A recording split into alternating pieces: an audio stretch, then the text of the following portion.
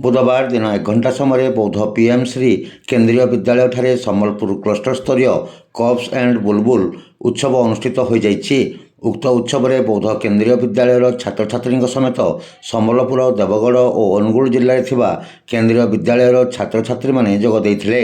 छात्र छात्री अंतर्निहित प्रतिभार परिप्रकाश और तार विकास पाई केंद्रीय विद्यालय संगठन पक्षरु कप्स एंड बुलबुल उत्सव आयोजित होउछि। बौद्ध केंद्रीय विद्यालय अध्यक्ष सनक मेहर तत्वावधान में विद्यालय समस्त शिक्षक शिक्षयित्री और कर्मचारी माने कार्यक्रम आयोजन में सहयोग करिसेंती।